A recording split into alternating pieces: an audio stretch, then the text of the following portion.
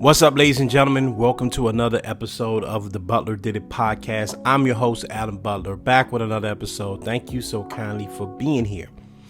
Okay, so ladies and gentlemen, off the bat, I gotta let you guys know I am battling a nasty summer cold. That's what happens when you have young kids in the house. They pass germs. Y'all parents know what I'm talking about. So things are delayed a little bit. Okay, we wrapped up the What Are Those podcast this week. My intention was to come on here and do Sneaker of the Week and premiere some of the new segments. I am not going to be able to do that, though, but I was not going to miss a show. And I have cool stuff for you in cases like this, man. So speaking of the What Are Those show, and then listen, everything's just getting pushed back to next week.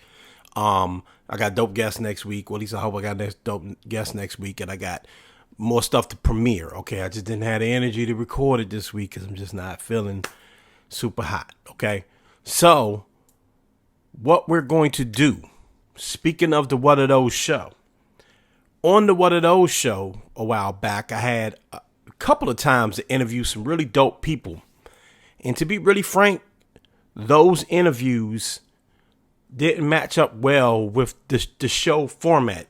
I had to cut them. Excuse me, you hear my voice going. I had to cut them.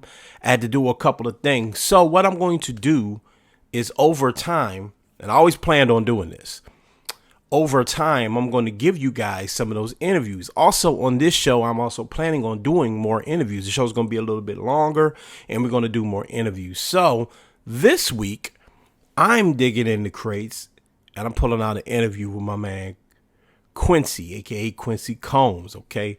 This dude is a product of hip-hop royalty.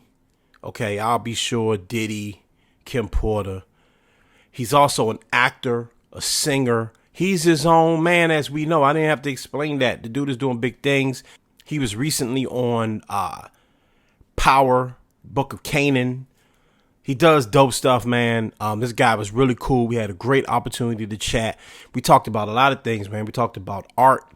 We talked about fashion. We talked about his career, his legacy. We talked about sneakers, obviously. I'm going to give you the whole interview raw. I'm not even going to cut it. Like, it's going to be the whole interview. Great opportunity to chat with this dude, man. Super impressed by him. Hope to get him back on the show just to rap, because he's got a lot of dope things to talk about. And he has a great mind, man. It was just a pleasure to meet him. So that's what we're going to be doing in a moment, okay? In a moment, you're going to get the Quincy interview. Before that, I do want to say, while I have some energy, this is Men's Health Awareness Month. This show is for men. I say that right now as I'm sitting here struggling with I was going to say the heebie-jeebies, but I'm not even going to go there. Or the cooties is what I was looking for. I saw my man Fashion Citizen, who has been on this show, put out a great challenge to men. And even the women that's in men's lives. Now, I know I don't want to put this on women. Y'all not responsible for us, but trust me, we men, especially black men, we really respect your word. And we listen to y'all, even if we act like we don't. Okay, so the challenge is to one, and I'm going to put the graphic up, to one, make a general health appointment. Okay, go get a checkup. I need to do that too. Okay, go get a checkup. If you haven't had your annual checkup this year, go get that checkup. Okay, that's number one. Number two, and this is for me too. If you over 40, like your boy, go and get set up some of those uncomfortable appointments, all right? You know what they are, all right? Yeah, some of them probes and things you gotta get done for colon cancer and such, but these things can be life-saving. I need to set those up too, so we in this boat together, if we in the boat. All right, and the last challenge to us, black men, on Men's Health Awareness Month is to go and get therapy. If you aren't seeing a therapist already, you need to set that up. You need to research, figure out where you can find a therapist. They have apps now. They have virtual. Most of these doctors or these therapists are doing virtual appointments now. It's not that difficult. And hey, if you want to go see someone in person, I'm sure you can find that. You could tailor it down. You can find a black man to talk to. You can find a black woman to talk to, or any doctor that you would like to speak to. Is vitally important. That is something that I've been on for a while. I need to get my ass back in therapy as well, because we all need that tune up mentally and physically. Okay, so go get yourself a checkup. If you're over 40, set up some of those appointments, right? Those big appointments we've been hearing about all our lives, those big checkups we need to do. Okay, they can save your life. And also seek out therapy. Seek out therapy. It's super important. All right. That's my message to y'all on Black Men's Health Awareness Month. I'm sure I'm mixing that all up, man, but it's just a dope opportunity to advocate these things, because black men, we got to be doing these things. We got to take care of ourselves. All right. All right. So without further ado, let me introduce you. I'm rhyming. Dang. I like this. Let me introduce you, and I mess it up. Let me introduce you guys to this week's guest, the one and only Quincy, actor, singer, fashion icon. The dude is dope. Let's get right to it. Quincy, welcome to the show, brother. What's happening? How you doing? Oh, man, I'm great, bro. I'm great. Happy to be talking to you, man. We got a lot to talk about. You got music out. You on television. You're doing all sorts of dope things, man. Super excited. I like to start off the show by asking everybody, though, man, like, how are they? You know, it's weird times. You know what I mean? We back outside, but it's still weird times, man. How you holding up through all this, bro? Definitely doing better. You don't know you're doing better till you're doing better, right? So I feel like that's been a huge part of the journey, of obviously pre-pandemic, in pandemic, post-pandemic. I've been actually seeing the growth more than I ever seen, like, growth in myself. So that's like the best takeaway, because as you're getting older and stuff, you be getting older, but you don't really see it. You don't really, connect to that until obviously maybe you do something and you're like, the satisfaction of this is rewarding, but you're growing every day. Yeah. And I felt like the pandemic was a growth spurt for everybody, and just using all of that to fuel my next couple months to years to come.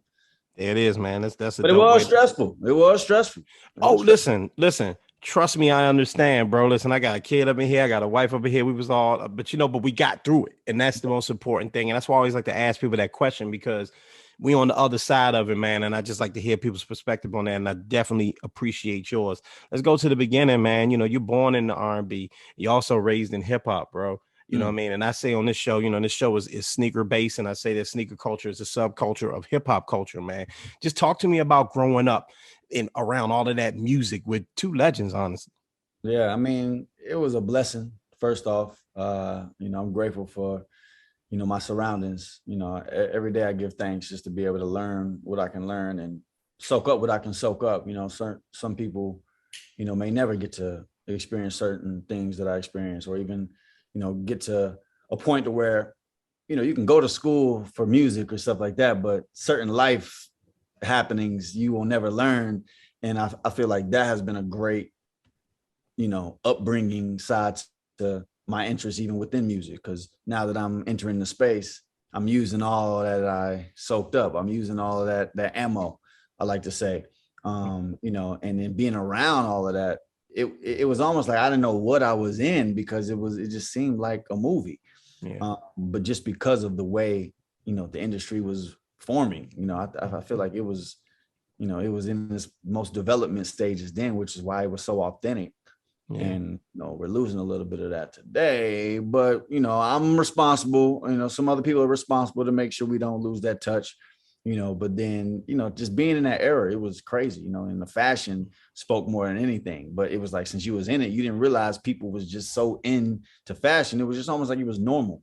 But then you look back at it and you realize it was such an error. Even when I look at some of my baby pictures, I look at my shoes first now, because I'm like, wait, they made sure I had something on, whether it was, Jordan, Fila's, it definitely was something to complete, my little boy cute looks, because parents just like to always dress you how they want to dress you, but then the shoes sometimes had to be really about what the kid liked, but then if the parents knew a little bit about the flavor, Yeah. then it was a win-win. So it's fun to see a little fresh baby, especially nowadays. These little babies be so fresh, be rocking all type of collabs and stuff. They 2 years old. They don't even know what they rocking.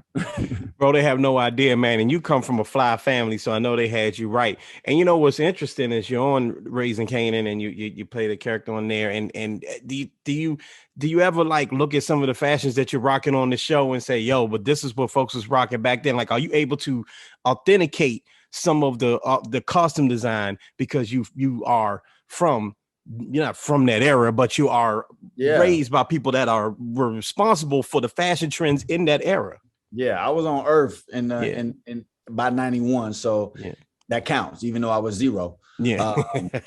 But it was never a shy moment, on set with Raising Canaan, especially with the fashion, because even now I'm big on like vintage, you know what I mean? And whether it's shoes, whether it's garments, whatever it is, I've even had some of the like items that they are like whether replicating or sourcing, in my today's day and age fashion that they had me rocking, in my character, whether it was layering something with a suit, double-breasted style. It was really interesting to like get a take on like how they cut certain things, what they called it back then. Because even though fashion is fashion, like it's so many windows and nooks and corners of pieces and stuff like that. So I was hyped that they was still like that specific and not just the look, and not, how you can put like a cardboard box on, put a shirt over it, it looked like, but nah, if you really make that out of,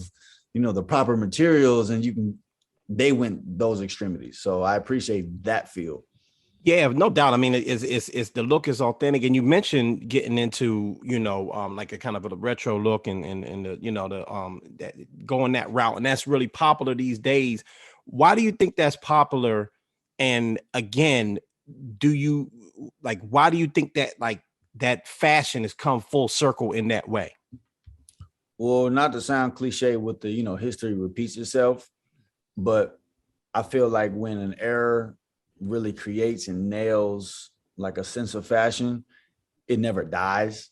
And I feel like with the way the world works, just with the popularity of people, the way, industry, the music industry, movies, it's almost like they have the torch to kind of carry a lot of this. So wondering where these trends come from and stuff like that, it ain't like they're trends, it's just history repeating itself. But at the same time too, some may hit bigger than others, so it's almost like it's new. But then I love to put people on and be like, that ain't new, that's older than you. You know what I mean? So for real, that's a true statement that history repeats itself. And that's why it continues to keep coming back and stuff like that. And of course the true value in that, they used to make stuff with 10 times more care and 10 times more love, however you want to say it. And now things are cut in half and you can tell. So, these new garments and sometimes even these new shoes, you might get, so many wears, but back in the day, they gave you shit that can be timeless. You know what I mean? Like, it's a reason why your great grandpa can give you this leather jacket. Yeah. Because it's still in condition like it was new.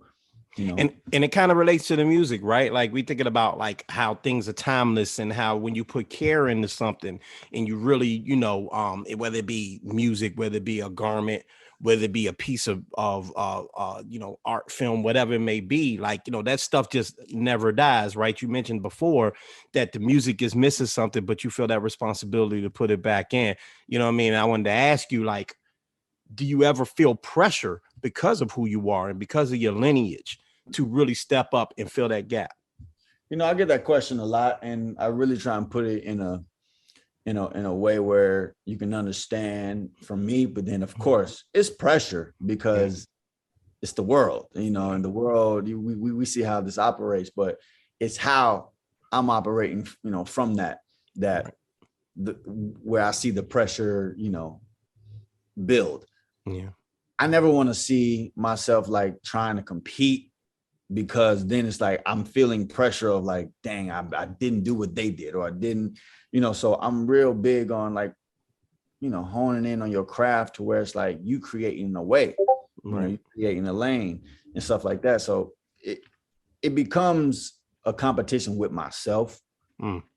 So the pressure's against me and myself, not from the outside in, because I just know what I bring as a creative, as an artist.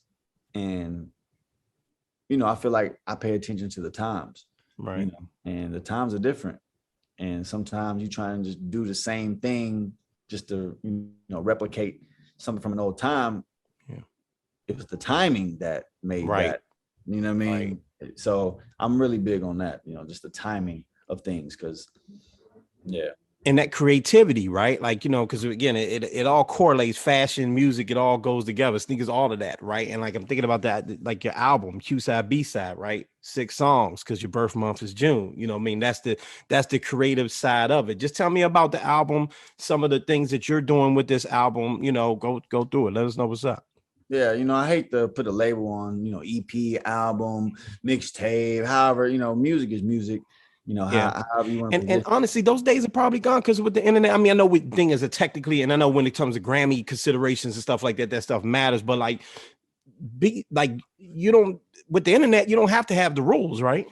So that's how I like to operate. When it comes to just the product of music, at the end of the day, you're trying to make, timeless product. And that's what I always factor in, always, because, more than anything, proper introduction to music, you want people to understand who you are, or at least get a hook of it, because you don't want to pop off on something that you ain't passionate about, and not to say that that's everybody's case today, but there's a lot of cases where, maybe that wasn't their full potential, but now they got to upkeep almost like a lower form of themselves up for a couple of years until they can unlock, actually what they really are. Right. So I wanted this to show my diversity off rip more than anything. And I definitely wanted everything to come full circle back to me, at least in a personal way, to where I felt like I was full to then feed everybody else. You know what I mean? I wanted that to feel complete, and and it felt complete with the 6, June. It's the 6th month of the year. It split it into 2 is 3 and 3. It being a Gemini, split personality. The diversity of my music, I really wanted all that to kind of like hit you at some point, whether it's like all at once or you understand it slow but sure. You don't want to put out music and it just be a song and they're like, that was just a song. We know nothing about the artist. Right. And I feel like that's what our job as artists is to like find that balance on how to show who you are, but then also to create music, create feelings. You know what I mean? Music creates feelings. And to try and do that in like an EP way, this was my attempt. 6 songs, and they're split into 2, but not at all, because they're still one, which also just represents, like I said, who I am as a Gemini. They say we have the multiple personalities, whether it's 1 or 2 or 3, 4, 5, 6, 7, 8, 9. Right, 7, 8, 9. Right. All in all, I wanted to make sure I hit those points for me as an artist, and then let the world respond, and then continue to respond with the world, as I go. What I respect about it is that you keep using the word art, right? And you keep talking about the artistry. You know what I mean? You've been making music since you was 7 years old. You know what I mean? You've been an artist for a long time. How important is it for you to implement that? There's a lot of people out here, and this is no just to anybody, you know what I mean? But a lot of people, they look at the music industry, it's a business that I can make a hit. I could get myself this sponsorship, that sponsorship. How important is it for you to just focus on the artistry of it, right? The storytelling of music. I think artists, they kind of wait too long to look for satisfaction, I guess, from fans or whatever, because they're like, oh, do they like this? Do they like that? Yeah. But everybody has something special about them. And it's like, once you kind of like get inspired and then you want to just create in whichever way you want to, whether it's music, whether it's fashion, whether it's designing, writing, as long as you know what it takes to like chisel that sculpture, you know what I mean? Yeah. Like, if you know how to sharpen it, then it's like you're on to something, Right. and I feel like I look at that a lot. Like, how can I just constantly get better at myself? Because that's going to stand out. Yeah. And that's what people should respond to, is the originality of, who we are as ourselves. Everybody's different. And it's like, okay, how can we see that? Even though we know everybody different, you can just say it, show me, you know what I mean? And I feel like people are a little shy of that sometimes, and they wonder why people don't understand them. It's just like, well, you got to tell them. Yeah. Yeah. Yeah. By any means necessary too. You got to let them know.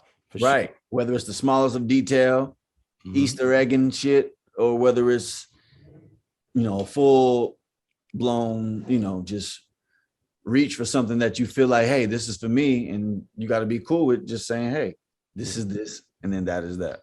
Yeah. Yeah, no doubt, no doubt. We talked about your fashion sense and your love for fashion. This is a fashion and sneakers show. I see you work with Coach and Hugo Boss and Kristen Lou. I mean, you work with some big brands, man. You've been doing your thing, but you started off a baseball player. And I when I saw that, I thought about something, right? Because a lot of dudes, you hear that, I play basketball, so my favorite sneaker was this, right? Mm-hmm. My favorite sneaker was the Barkley because I played ball. My favorite sneaker was the Jordan this because I played ball. But you played baseball. Mm-hmm.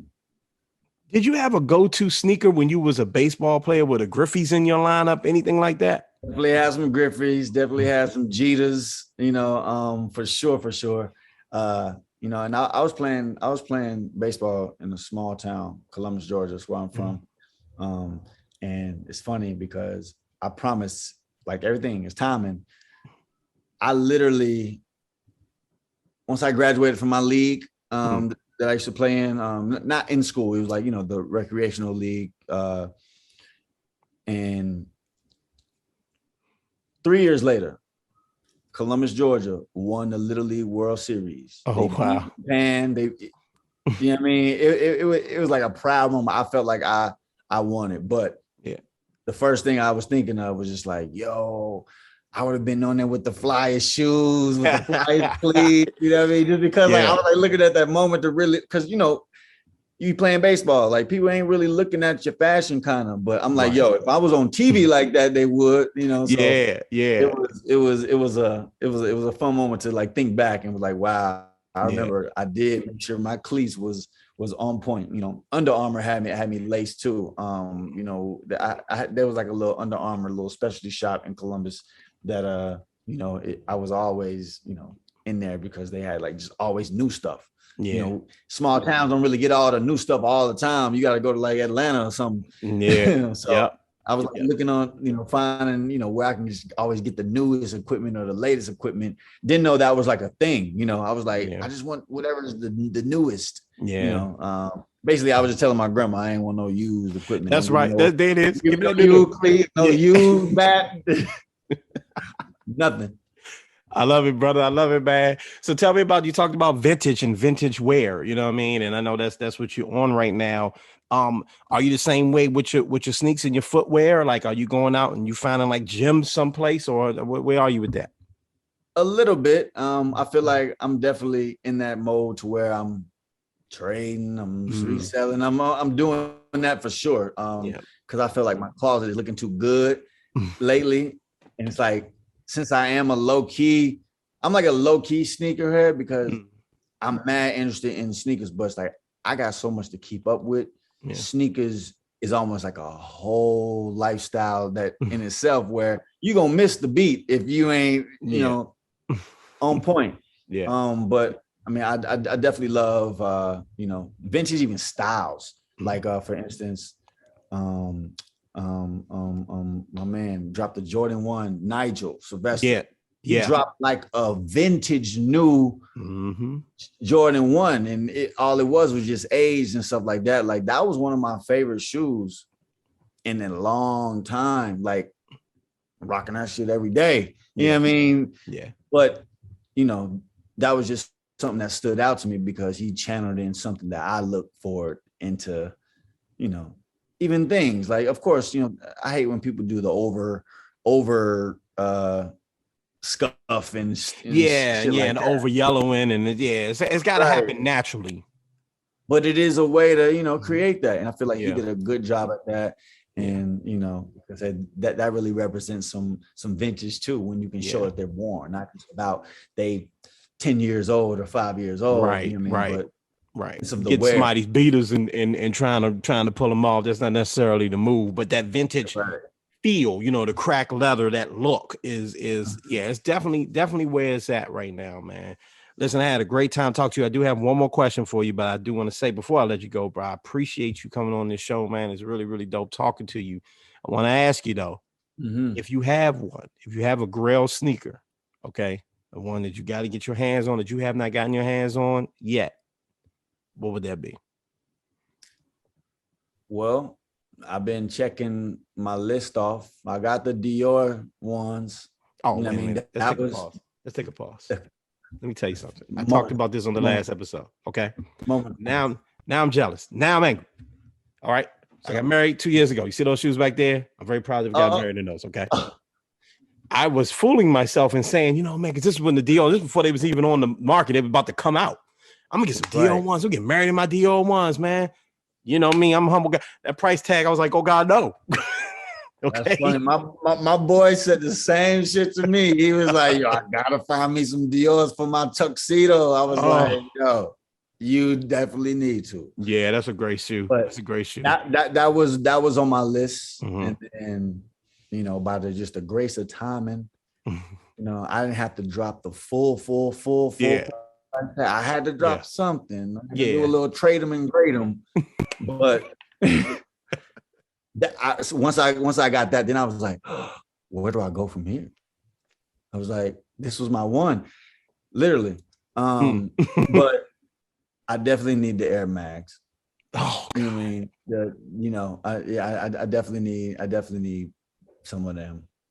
Some of them, you heard me? Yeah, some of them. I heard you say some of them. I heard you say some of them. Right. I saw this dude at Sneaker Con walking around with 8 pair. Jesus Christ. And I'm like, nah. All new, all good. And he was flipping them. Yeah. He walked out with 2 pair left. I don't know, bro. Wow. He might want to authenticate some of them. Yeah. Right. Y'all walk around flipping those, but just because those are the coolest to me. Yeah. You know what I mean? That just got the coolest little innovation, and then they pay homage to obviously a classic. So I shouted those out in the last episode. Shouts out to my man Ian, who actually owns a pair of Air Mags. This is one dude I know personally to own a pair of Air Mags, and I've been jealous ever since, bro. He ain't got no Dior ones though. Not that I know of. Yeah. Hey, you made me we gotta talk on mic, bro. I'm saying, right? Yeah, yo, thank you so much for coming on the show, man. I really appreciate it. Let's do this again if you can, bro. No, for sure. Yeah, like I said, I'm now in the space. You can consider me a sneakerhead, so I'll be back. There we go. I like it, brother. Peace. All right, my G.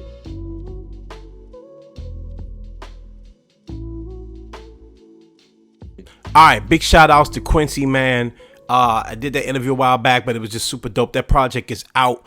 I'm sure he's working on new stuff now, man. But go check out that project, man. I listened to it. It was super dope, man. The kid is talented, man. I actually didn't call him a kid. He's not even that younger than me. The man is talented, okay? And I'm looking forward to all the dope things he's going to do, both on the screen and on record, all right? Musically, on wax, whatever we calling it, okay? All right, I'm gonna wrap this up because my energy is starting to fade away. I gotta get some rest, okay? So thank you all so much for tuning in. Remember that the What Are Those podcast has officially sunset, so everything you're looking for, Butler Did It, Adam Butler, is right here on YouTube, right here on your podcasting platform. So remember to subscribe to YouTube, okay? Subscribe to my YouTube. Cut the notifications on. That helps the algorithm, okay? Subscribe to the podcast on all podcasting platforms. Review, rate, comment, do all of that stuff, man. Let's keep this train going. And remember to share the Butler Did It podcast with all of your friends and family, okay? Remember to mind your mental health. Do that for me, okay? Mind your mental health is super important, okay? Mind your physical health. You know what it is. We just talked about this, especially my fellas out there. And ladies and gentlemen, please continue and never forget to be great. We up out of here. Peace.